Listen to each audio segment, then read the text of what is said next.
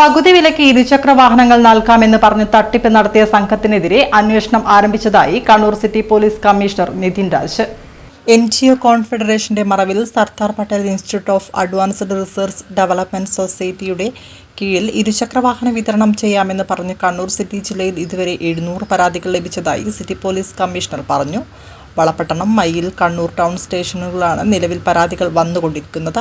Seed society register ചെയ്ത് അതിൽ block പഞ്ചായത്തിന് കീഴിൽ നിരവധി പേരെ അംഗങ്ങളാക്കി അവരിൽ നിന്നും പണം സ്വരൂപിച്ച് കേന്ദ്രീകൃത അക്കൗണ്ടിലേക്ക് അയച്ചാണ് തട്ടിപ്പ് നടത്തിയത്. കുറഞ്ഞ വിലയ്ക്ക് സാധനം ലഭിക്കുമെന്ന പ്രതീതി സൃഷ്ടിച്ചായിരുന്നു തട്ടിപ്പ്. സ്ഥാപനത്തിന്റെ ഇടപാടുകളുമായി ബന്ധപ്പെട്ട അന്വേഷണം ആരംഭിച്ചതായി കമ്മീഷണർ പറഞ്ഞു. പ്രൊമോട്ടർമാരുടെയും അക്കൗണ്ടുകൾ പരിശോധിക്കുന്നുണ്ട്. 320 രൂപ വാങ്ങിയാണ് അംഗങ്ങളെ ചേർത്തത്.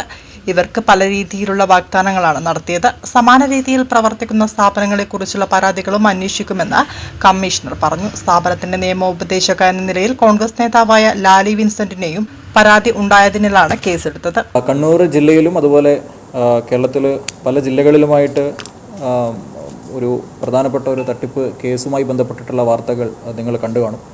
കണ്ണൂർ ജില്ലയിൽ പ്രധാനമായിട്ടും കണ്ണൂർ സിറ്റിയിൽ പ്രത്യേകിച്ചിട്ടും വളപട്ടണം, മയ്യിൽ, അതുപോലെ കണ്ണൂർ ടൗൺ, ഈ 3 പോലീസ് സ്റ്റേഷനുകളും കേന്ദ്രീകരിച്ചിട്ടാണ് നമ്മൾക്ക് സീഡ് സൊസൈറ്റിയുമായി ബന്ധപ്പെട്ട് 50% നിരക്കിൽ വാഹനങ്ങൾ നൽകാം എന്ന ഓഫറിൽ പൈസ വാങ്ങിക്കുകയും എന്നാൽ പിന്നീട് വാഹനം ഡെലിവറി ചെയ്യാതെയും ചെയ്യുന്ന രീതിയിലുള്ള ഒരു തട്ടിപ്പുമായി ബന്ധപ്പെട്ടിട്ടുള്ള പരാതികൾ വന്നിട്ടുള്ളതും. കണ്ണൂർ സിറ്റിയിലെ ഏകദേശം 700ഓളം പരാതികളാണ് നമ്മൾക്ക് ഇതുവരെ ലഭിച്ചിട്ടുള്ളത്. ലഭിച്ചിരിക്കുന്ന പരാതികളെല്ലാം കേന്ദ്രീകരിച്ചുകൊണ്ടുള്ള അന്വേഷണം പോലീസ് ആരംഭിച്ചിട്ടുണ്ട്. കണ്ണൂർ ടൗണിൽ 168/25 എന്ന രീതിയിൽ ചീറ്റിങ്ങുമായി ബന്ധപ്പെട്ടിട്ടുള്ള ഒരു FIR പോലീസ് രജിസ്റ്റർ ചെയ്തിട്ടുണ്ട്. ഇതിൽ പ്രധാനമായിട്ടും കഴിഞ്ഞ 1.5 വർഷക്കാലം പലയിടങ്ങളിലും സീഡ് സൊസൈറ്റികൾ ട്രസ്റ്റ് ആക്ട് പ്രകാരം സീഡ് സൊസൈറ്റി രജിസ്റ്റർ ചെയ്യുകയും ആ സൊസൈറ്റിയിലേക്ക് ആൾക്കാരെ, പലപ്പോഴും സാധാരണക്കാരായ ആൾക്കാരെ മെമ്പർമാരാക്കുകയും അവർക്ക് ലാപ്ടോപ്പും അതുപോലെ അലങ്കാര ചെടികൾ,